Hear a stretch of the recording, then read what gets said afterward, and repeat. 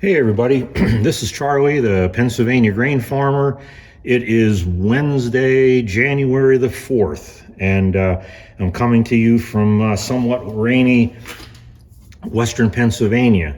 Now, this time of year, there's not as much, or basically nothing going on in terms of field work. I do have some mechanical stuff to work on here, and I'll probably make some videos there. And I did make a couple, recently of preparing the equipment for winter and the tractors and, putting on a couple hillside hitches on two of my Olivers. But today, I thought I would turn my attention to something that is really important, and that's the planning for 2023. Now, I don't want you to think that my planning for 2003 started today on January 4th. That's been an ongoing thing.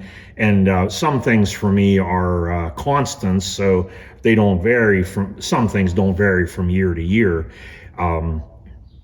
But I have been giving it a lot of thought, and I have a little more thought to put into it, but I'd at least thought that I'd give you an idea of what the plan looks like for this year. Now, up here at the top, I've listed some of the things that I have to think about for the year, and probably the first and foremost of those things would be what crops I'm planting and how much of each. So the way I do that is I have a map here that was from an aerial photograph taken by the USDA, the United States Department of Agriculture, which they use for their programs. And what I've done is I've labeled all the fields in terms of the acreages. Now, actually, I know all these acreages by heart. I can tell you for any field I have down to the 10th how many acres it is. But I put it on the map just to remind myself, and it makes it a little bit easier whenever I go to add things up. But what I will do is go through this map and use it to plan out what I have decided to put in each field. Now, in some cases, that decision has already been made. Like, for example, last year where I had oats, I seeded down clover and timothy, so those fields will have clover in them this year.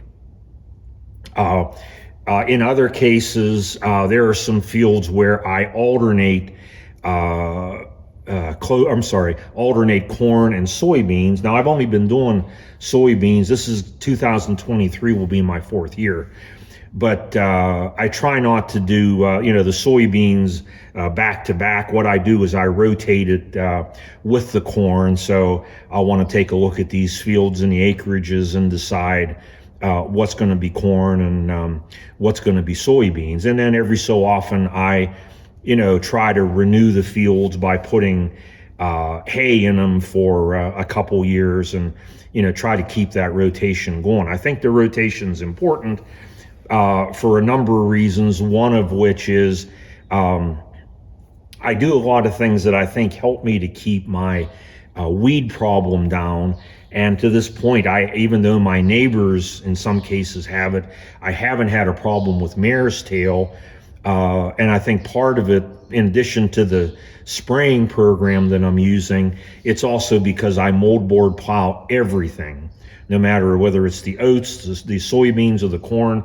As you would know from watching my other earlier videos, I moldboard plow it all. And I just think getting some of those seeds, further down into the ground where they're not going to grow is going to help. Also, by rotating, I'm not having the same herbicides, on a given field, year after year after year, because I do use different herbicides obviously on soybeans and what I would do on corn.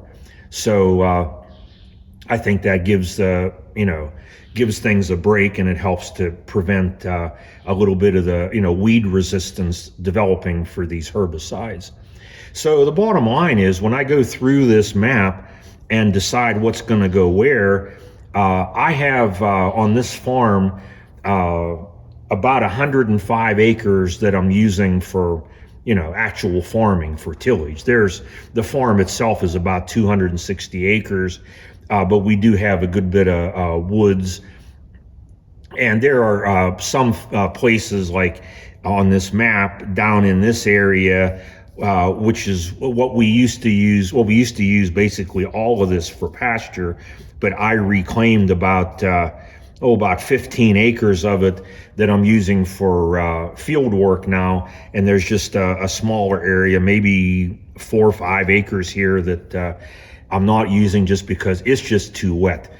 We had a pond, or have a pond down here, and I can see why this farm was laid out the way it was, because it seems like everything drains down in this direction, and this is just a swamp. So, this area in here is just really too wet for me to do anything with. So in any event, I end up with about 105 acres. So what I figure on each year is about 45 acres of corn, 20 acres of soybeans, usually about 12 or 13 acres of oats. And then the rest of it is going to be either, the clover hay that had been oats last year, which would be about 12 or 13 acres. And then Timothy hay, which I bale for my horse customers, which would end up being probably about 15 acres. So I try to keep that pretty constant every year. That's one of the things that doesn't really change. And then that way, as I'm thinking about, fertilizer and herbicides, I kind of have an idea of how much I'm going to need. So this is one of the things that I am planning to do today, is to, although I know how many total acres of each crop I want, I'm going to sit down here and when I'm done with this video and figure out exactly what's going to go where. Now, other things to think about for the year are my seed. Now, some of this is already taken care of. For example, my corn and soybean seed needs for this 2023 growing year are already taken care of. I plant Pioneer seed corn and seed soybeans. So anybody that knows Pioneer knows that you get your best deal in the fall as long as you pay for it by, I think it was something like the 8th of December. So my sealed salesman was out, I think in late October, early November. We sat down, talked about what I wanted, and he got that set up for me, and I had it paid well in advance of the December early pay date. So that's my way of getting the best possible price on that seed. The other seeds that I'll need, I want to renew my oats this year, so I am going to buy certified oat seed, and I also have to buy clover and Timothy seed to seed under that oats, and those things I'll order probably in February. Okay, fuel. Again, some of this I've already, basically all of it I've taken care of. I had known, recently that there is a kind of a shortage, or supposed to be a shortage nationally, of diesel fuel. I always worry about, being able to get things when I need it. So, so many things I get way earlier than I probably should, but I would rather, I try to err on the safe side. And I would rather have the stuff early, even if maybe I paid a little bit more for it, and have that peace of mind of knowing, okay, it's here on site, I've got it, I don't have to worry about it. So it wasn't too long ago that I ordered and had delivered enough diesel fuel to fill up my tank. Now that's only about 250 or so gallons, because I only really have my white 2110 and my combine that have diesel engines. The F600 dump truck, it has a diesel engine, but I have to run regular auto diesel in that. It's illegal because I have it registered and plated as a farm truck. And the way I have it done, I can drive it anytime, day and night, but I have to use auto diesel. And if they would ever dip it and find off-road diesel, I understand that the fine for that is pretty hefty. So this is already been bought and paid for and has been delivered to the farm. Gasoline, I've been trying to keep an eye on that. I know that, here in like December, the price of gasoline has been going down. And so I didn't think it was probably going to go a heck of a lot lower. And I'm kind of afraid that it's maybe going to start jumping up again. So, and others may argue with me, but my opinion was that it was time to pull the trigger on that. So yesterday I called and ordered about 550 gallons of that. I have two gasoline tanks here along with the one diesel tank, and their capacity is about 550 gallons between the two of them, and they're both pretty much empty. So I went ahead and ordered that, which should be delivered in the next day or so. And I was able to get the current price right now, and that includes the taxes and everything, would be about $3.59, which is probably 50, 60 or more cents cheaper than what it was earlier, because in Pennsylvania we do have a pretty high state tax on gasoline, higher than a lot of the neighboring states. I know Ohio is a lot cheaper on their gas just because they don't have that tax on it. So I think I got a good price on the gas, and I'm going to have that delivered to protect myself again from any, the gasoline price jumping up in the next couple months before I need it. Again, I would just as soon have it here and paid for and all taken care of. Okay, the other big expense is fertilizer. Now this, I haven't purchased any yet. As you know from watching some of my other videos, my friend and neighbor Corey and I, although we're not technically business partners, we do enjoy working on some things together. And he has a good friend that sells seed, but he also recently got into fertilizer and such, and has a thing set up at his farm, because he farms too, but has it set up that he can deal with bulk fertilizer. So Corey has been checking with him, and he says that the price of like the triple 19 and the urea and stuff that I need has actually been moving downward. So Corey has his finger on the pulse of that. And as soon as it seems like, some of these fertilizers bottom out, then we're going to pull the trigger. Primarily what I get from him is triple 19, because that's what I use the most of. That's what I put on my corn, and I put on about 375 or 400 pounds to the acre. And so that's my biggest expense. And I used to get it in sacks, which is more expensive.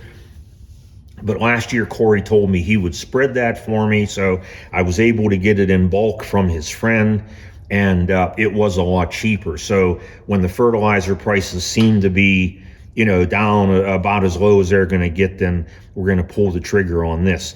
The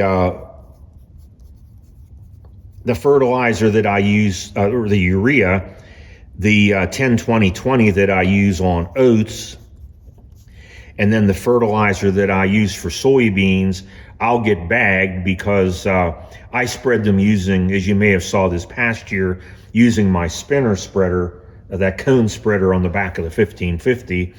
And so it's really more convenient for me to get that bagged. And there really isn't that much of any of it. So it's not like I'm handling a lot of bagged fertilizer. So the urea, the 10-20-20, and the soybeans, I have a couple different places that I've dealt with that will supply that, or can supply it, and I'll just check on their prices and let them compete on seeing who will give me the best price. So stay tuned, because all that is yet to come, but it should be coming up pretty soon. So really, other than incidentals, that's pretty much about it. I'm pretty well supplied on oil. I think I have enough oil here on the farm, engine oil, to last me probably 2 years. But because I know the price on that's been going up, and in some cases certain viscosities have been in short supply. So I loaded up in the last year or so whenever it was available, and so I'm pretty good on that. I try to anticipate what parts often wear out or break on machines. So in terms of wear parts, and some parts that I know are going to be replaced, I've gone ahead and bought some of them, like certain belts and chains from my combine, wear parts on the corn and soybeans planter and stuff like that. So you can't anticipate all of that, and you can't buy everything ahead of time, but I think I did the best I could on anticipating my needs and having stuff here. So that's pretty much it. I'm really excited about this year, like I am about every year. Like I said, I plan to keep farming for as long as I can do it, for as long as I possibly can. And I think around here we had a really good year in 2023, or I'm sorry, 2022. Even though the input prices were up, the crop prices were up pretty good too, and we had a pretty good weather and growing season.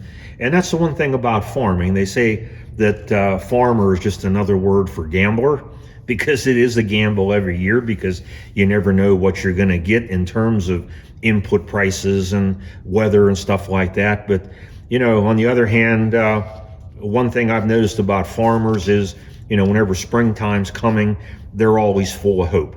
You can always hope that, just like I hope that this year, that 2023 is going to be another great year.